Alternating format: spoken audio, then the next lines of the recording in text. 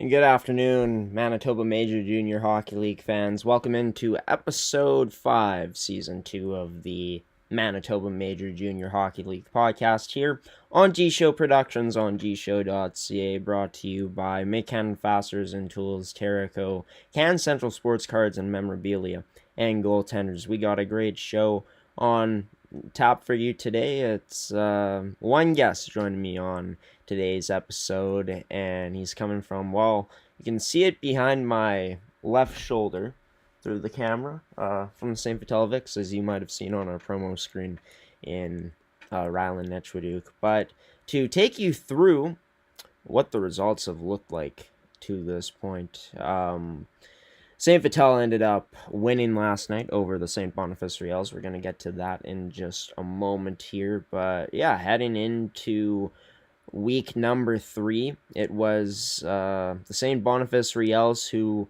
were on top of the standings, but the Vix were actually tied with them. St. Boniface with a slightly better record, 4-0 coming in compared to the Vix 4-1, and this was a game that got chippy. The intensity ramped up.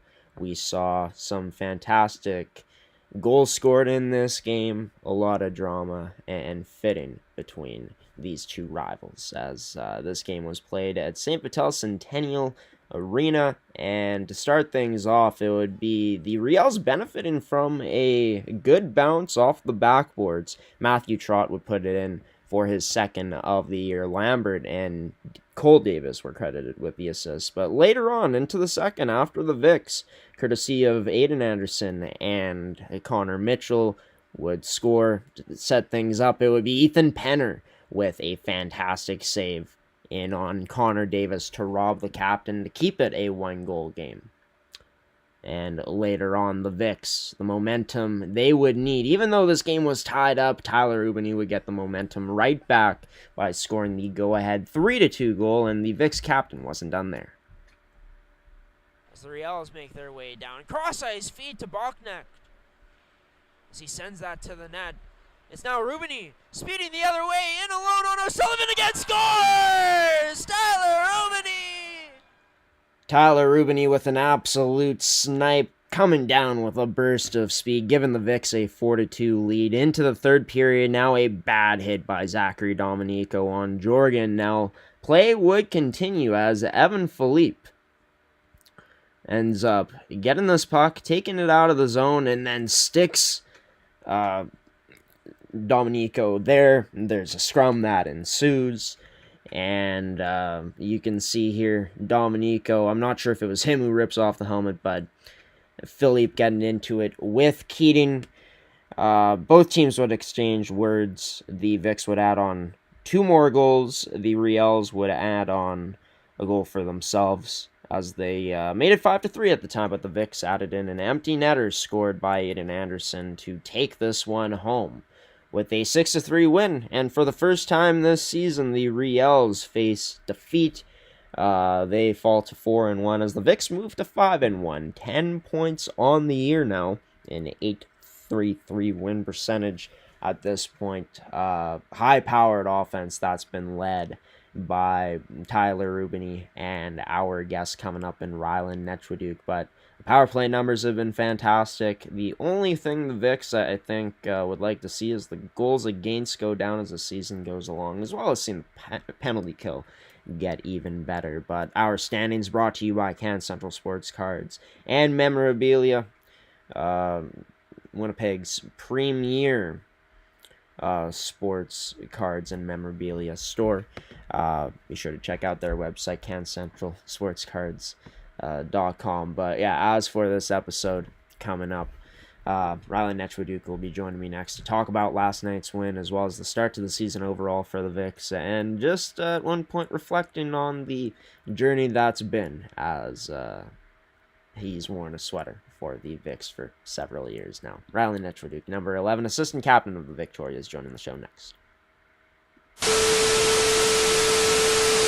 And just watch the highlights of this team taking care of business last night, taking down the last remaining undefeated team at the time in the St. Boniface Riels. It's Ryland Netchwadook, who's played a huge part in the Vic's success to start off this season. Ryland, a huge win for the boys. The biggest of the season yet. Played a great complete game. Felt like you boys really limited that team in St. Boniface in terms of the high danger chances. How did you feel it all came together last night at the Centennial to put together that big one? Yeah, that was an awesome game for us. We were super hyped up before the game. We know Rubes was fired up, really led by example out there all game. And as our coach always says before the game, all 20 guys were really coming together out there to be one and to get the job done at home on a Thursday. Yeah, and I mean, I had a chance to interview Ryland a few episodes back now, and he really spoke about how, you know, he wants this team to be locked in every time they come to the arena, and something that he's learned is that it starts with him. How huge has that been, just having him dialed up on another level and you boys following his lead? Yeah, it's been awesome. I think the one game we didn't win is when he maybe wasn't the most dialed he's been before a game. And other than that, every other game we've come out on top. So it's really leading by example. We got a super young team, lots of young guys, '05s, '06s, and '07. Really nice to be able to have a guy who can lead those guys on every game. You're a part of the leadership group as well. And like you said, some young guys coming in to this year's lineup. What's that been like as the leadership group as a veteran, dealing with that this season and how it's been? Yeah, like the rookies, they're a great group of guys. They're all for the most part St. Vital guys or guys that have kind of been around other guys who are on the team so far. Everyone's tight, everyone's making buddies. During practice, after practice, guys are chirping each other. Like it's a really good culture we have in our room right now.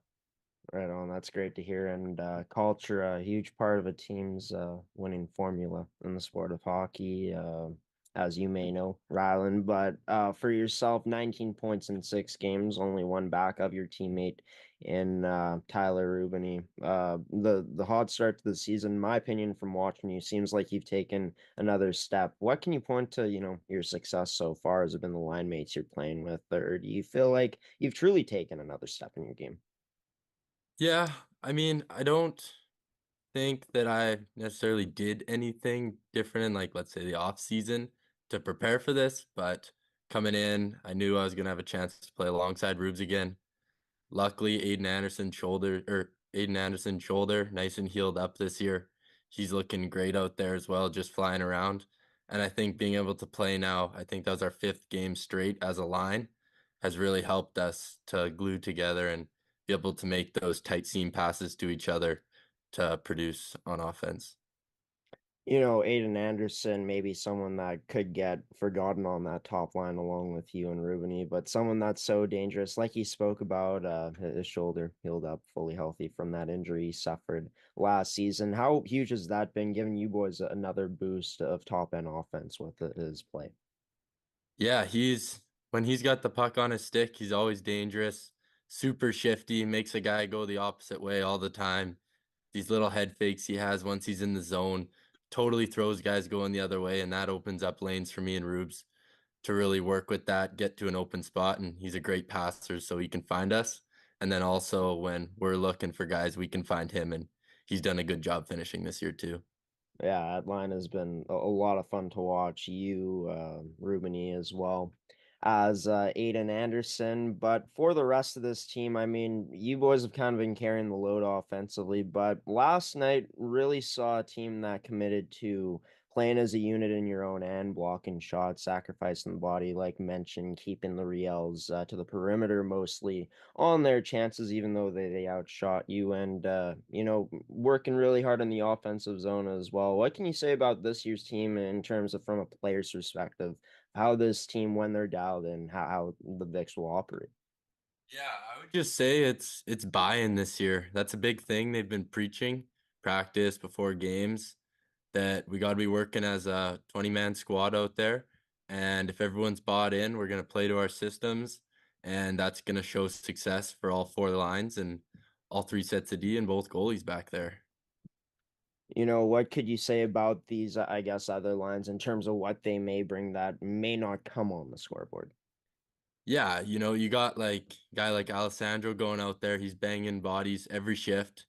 Mitchie, he loves drawing penalties, drawing guys in, Right? gives them a shot, waits for them to whack them back a little bit harder just to make sure they get the extra penalty on it.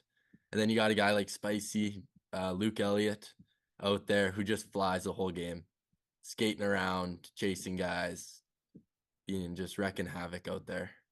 Yeah, a lot of different elements, some physicality, some energy brought in there, and the pesky old Connor Mitchell, who commented about him a few times Yeah, on and the he's been podcast. sniping this year Yeah, too.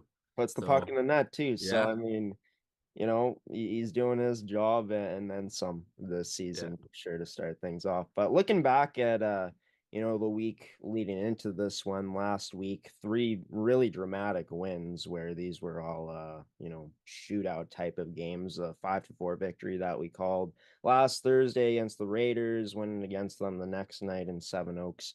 6-4, and then a 5-4 OT victory against a pretty hard-working Transcona Railer Express squad. Take me through that weekend, how this team was able to pull through in all those games.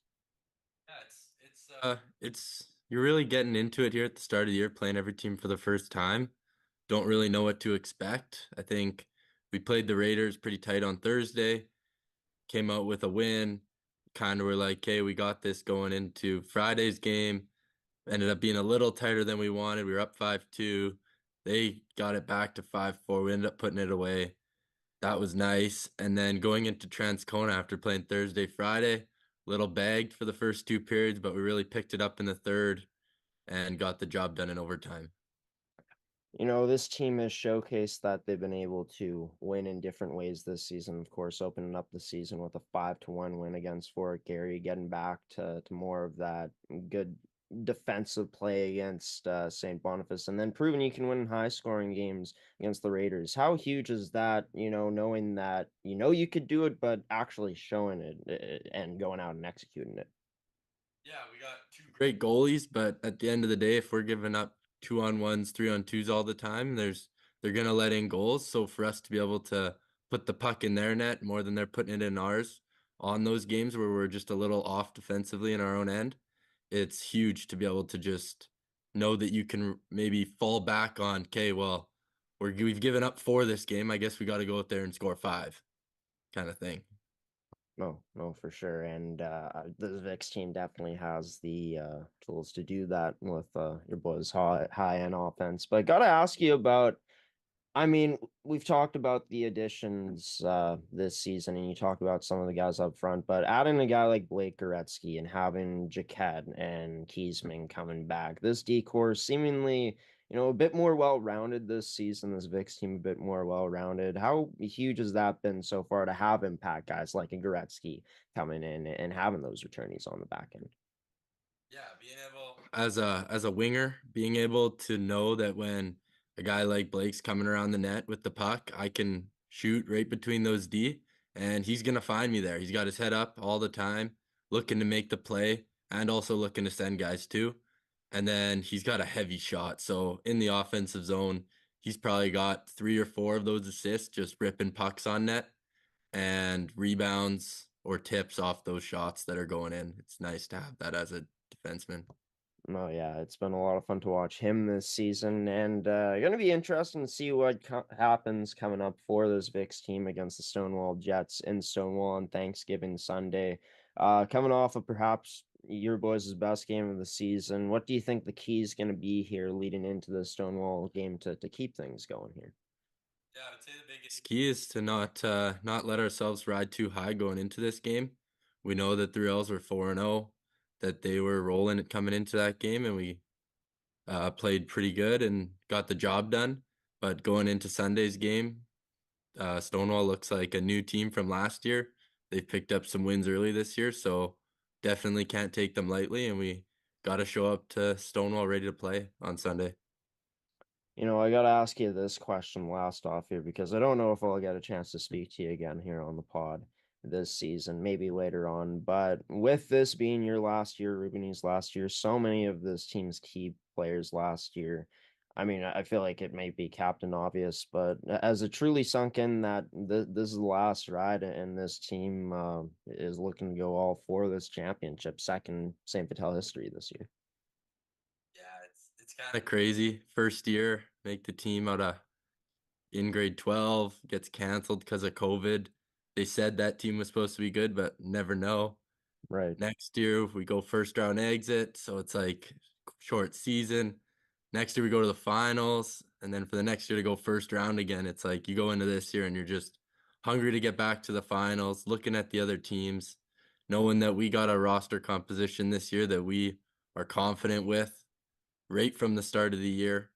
Probably looking to build on it too. And yeah, it's crazy that this is the last year playing Vix. Hey, and it's going to be a fun ride to watch it all unfold. We're going to be there for every Thursday night game this season, and probably some of you guys' road games as well. Going to be a fun Sunday in the league, and the Vix playing the Stonewall Jets at 2:30 this Sunday. Rylan Netchwaduke, assistant captain, number 11, veteran on the St. Vital Junior Victorias, joining this edition of the MMJHL podcast. Thanks to this, Netchy, and best of luck coming up this season moving forward. Yeah, thanks for having me on, Graham. Best of luck to you too. Thanks. And Rylan Netchwaduke joining this edition of the MMJHL podcast, brought to you by Mechanic Fasteners and Tools, Can Central Sports Cards and Memorabilia, as well as Terrico and Goaltenders, as you can see in our top right corner right there on the screen. But as for, the upcoming schedule for both of these teams, St. Boniface won't be back in action until Tuesday night against the Charleswood Hawks, as they'll get the rest of this weekend off. Time to regroup.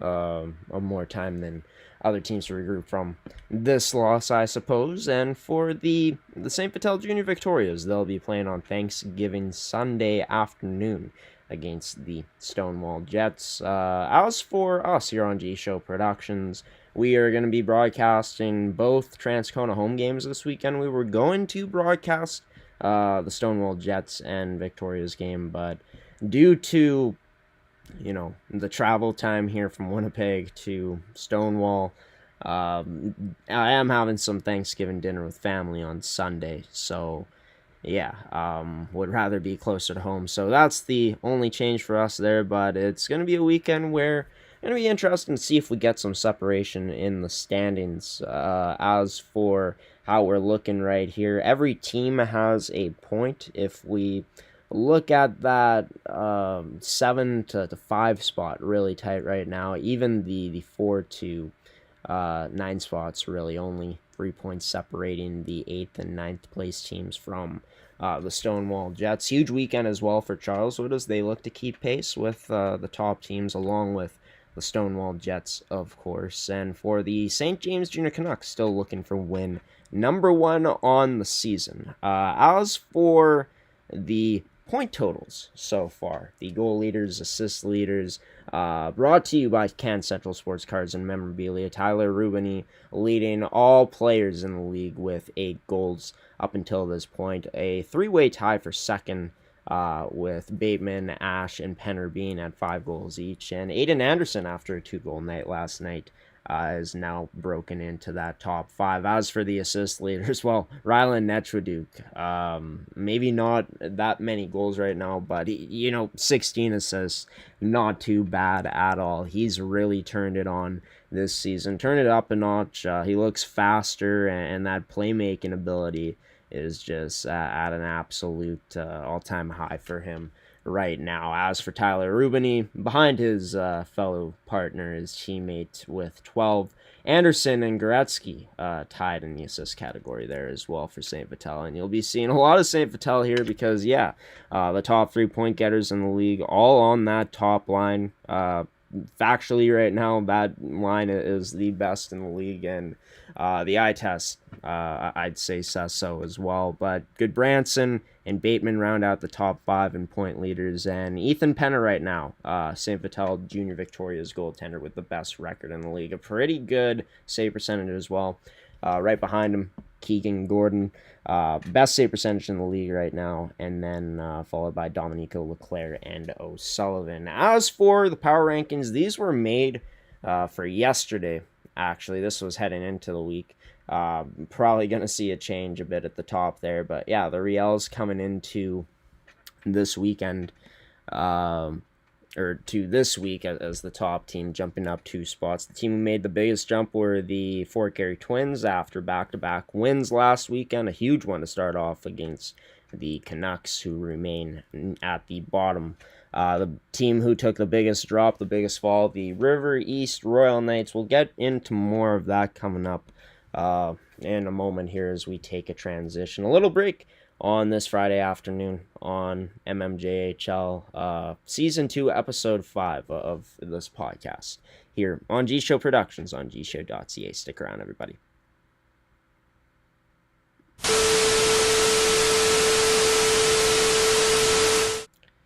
Welcome back to the Manitoba Major Junior Hockey League podcast here on G-Show Productions on gshow.ca. Ryland Netchwaduke, Victoria's forward, joined me on this edition of the show. The league's assist leader, currently up 4 on his teammate in Tyler Rubini, who Rubini leads the league in goals and points right now.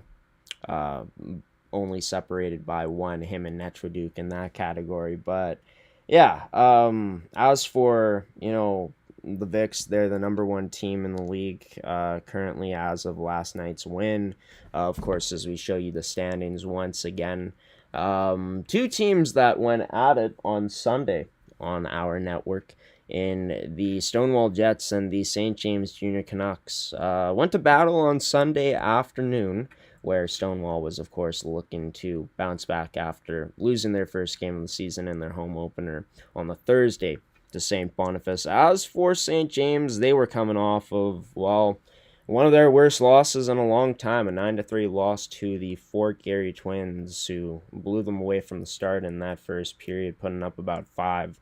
As for St. James, how would they respond and bounce back? Well, it was a close game up until the end, and St. James really started to put on the pressure and got to their game that we're used to seeing them on: strong attack and, possessing good zone time, being able to attack on the rush. It all led to them having an empty net and multiple face-offs set up in the Stonewall Jets zone, where in the dying seconds in the last 10, a face-off was set up, and Griffin Height would do this.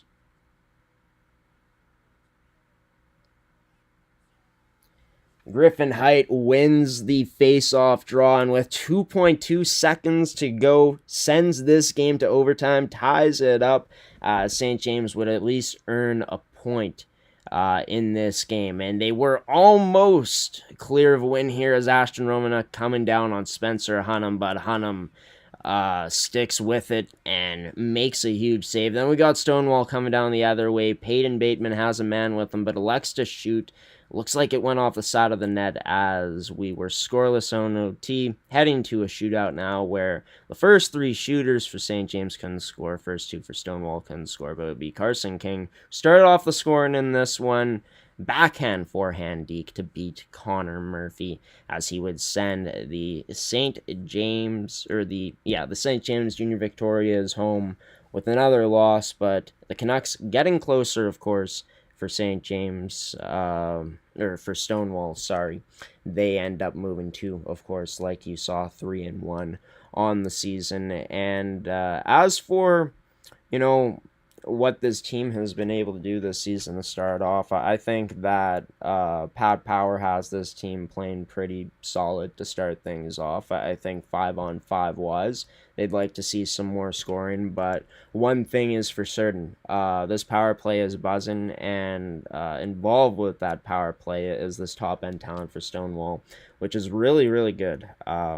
Taking a look at their power play, it's gone down now, but special teams wise, penalty kill wise, he got one of the best penalty kills in the league at this point. But that power play has been led by guys like Peyton Bateman, and when we're talking about a guy like Peyton Bateman, this is a guy that possesses all the tools in the world to absolutely make a defender look foolish.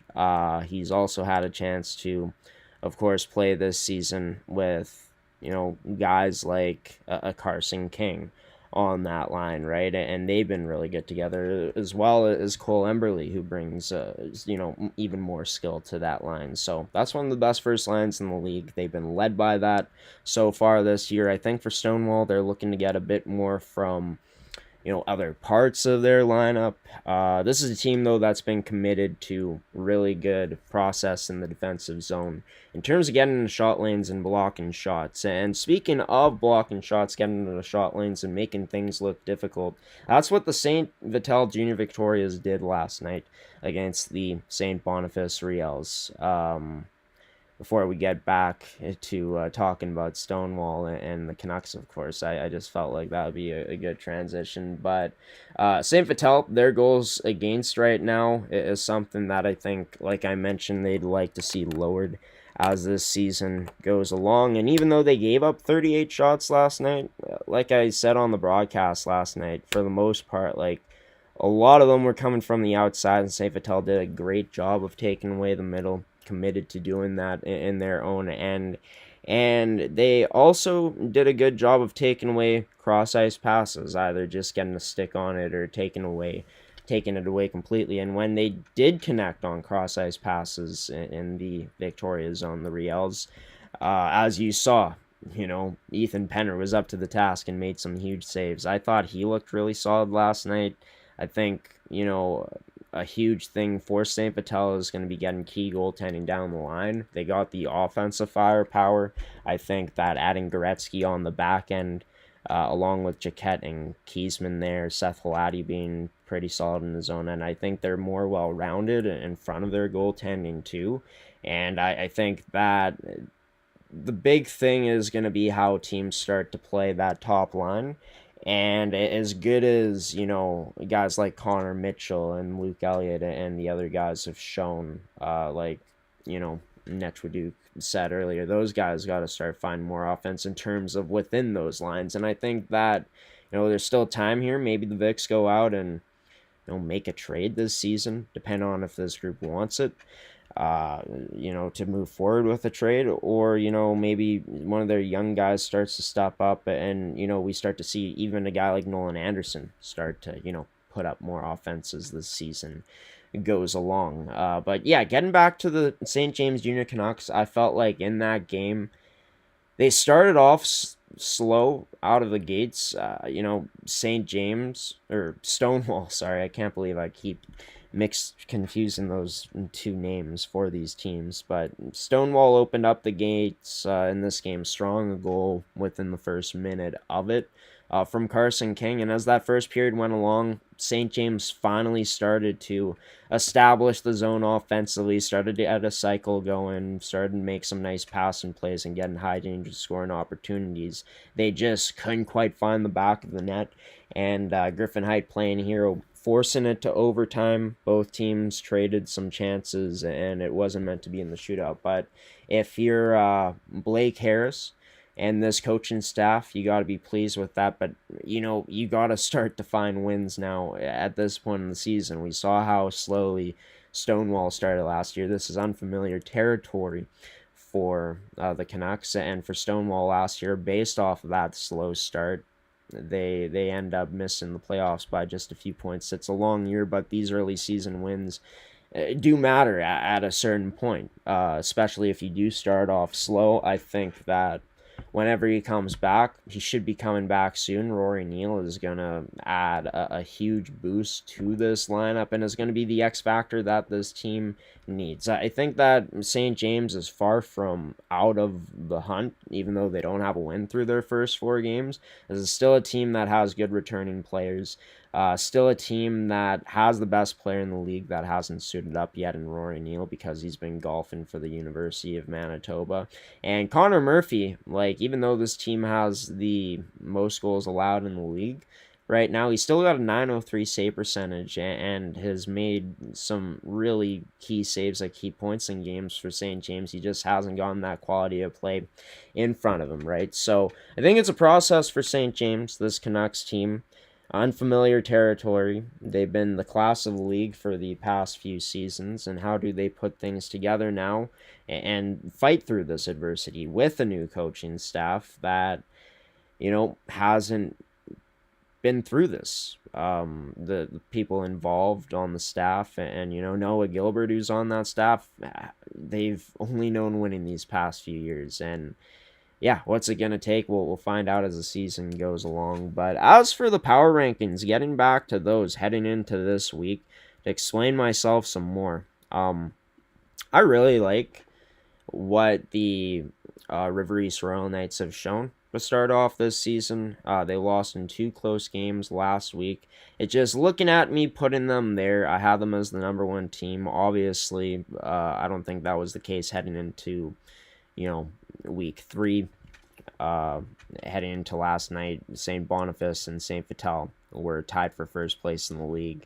The Hawks beat the Knights, and the Stonewall Jets, of course, ended up, splitting on their weekend and are a bit higher up in the standings than River East right now. And, for the Twins, they started off with a 9-3 win against the Canucks and end up beating the Royal Knights. So, based on power rankings, it's kind of based on, at this point, unless we decide to rethink it and change things up, but it's more so based on, how these teams do week to week. The Royal Knights just happen to be on the side of things where they didn't get any wins. But yeah, as for the Railer Express and the Raiders Junior Hockey Club, they don't change spots, but the Pembina Valley Twisters do. For Pembina Valley, actually, I might have had the Raiders at number 9 last week, but whatever the case may be, Pembina Valley is off to a rough start this season. You take a look at their roster compared to last year from this year. There's obviously some talent that's missing. They still have some decent returning talent to this team, but it hasn't been a strong start to the season whatsoever for this squad. 9 goals for, 17 goals against. They end up losing to the Railer Express in overtime in that Saturday matchup. And then they end up losing to, yes, the best team in the league heading into week 3 in the Riels. But they lose 5-1. So, yeah, this team has struggled to put the puck in the back of the net. They've been really good on special teams. Best power play percentage in the league right now at 30, but they haven't found a way to really get anything going as of right now, and the only reason they're ranked above St. James is because, even though both teams didn't win this past weekend, St. James got blown out bigger than them, I guess, and the Twisters overall have a win compared to St. James, who doesn't. But, yeah, those are the power rankings for this week's edition of the MMJHL podcast. We are going to update these week to week. Stay tuned for next week's episode as we'll have them in store for you guys again. But as for the upcoming schedule in the MMJHL, it should be a really fun weekend here in Thanksgiving weekend 2024. Of course, our coverage goes live tonight from the East End Arena, the Ed Golding Arena, as the Transcon Railer Express will play host to the Charleswood Hawks. Both teams looking to get back into the win column. Transcona had some close games last weekend, of course, winning their first and then losing on Ross Romanek Day to the Victorias on Sunday afternoon. As for the Royal Manitoba team, Stonewall and Pembina Valley both going at each other tonight in Morris, Manitoba. And then Pembina Valley playing host to the St. James Junior Canucks in the rematch of last year's finals series, as those two teams will meet for the first time this season. Only 4 games will be on the schedule, as the Riels and Hawks won't be playing until Tuesday as they get that Thanksgiving Sunday off. We'll also be live, of course, for the Transcon Railer Express versus Fort Garry Twins game on Sunday afternoon as well, as our work schedule doesn't stop here on Thanksgiving, bringing you the coverage that you, you'll probably tune into Saturday Night Hockey, some NHL, which is fair, tomorrow, as we're going to be doing the MFHL. But hey, if you got nothing going on tonight, I know the Jets are playing, but hey, if you're looking for something to see on Sunday, something to watch, tune in to Railers versus Twins. Should be a good one.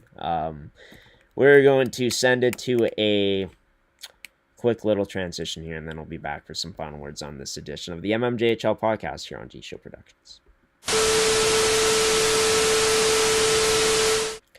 Well, my goodness, everybody. My voice, I need to rest it after this, I think, because got a big game coming up to call tonight. But welcome back to the MMJHL Podcast. This is about the conclusion of this one.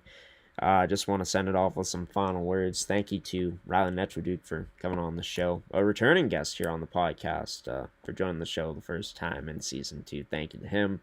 Thank you to you, the viewer, who tuned into this one and watched. If you're a fan of this type of content and want to stay up to date with the MMJHL here on the network all season long, want to know when our live stream games are happening and when these podcasts are dropping and everything else that we drop here on the network, well, be sure to hit subscribe and turn on notifications so you don't miss any single one of our uploads. Thank you to our sponsors in Terraco, McKenna Fasteners and Tools, Goaltenders, and Can Central Sports Cars and Memorabilia for sponsoring another edition of the Manitoba Major Junior Hockey League podcast.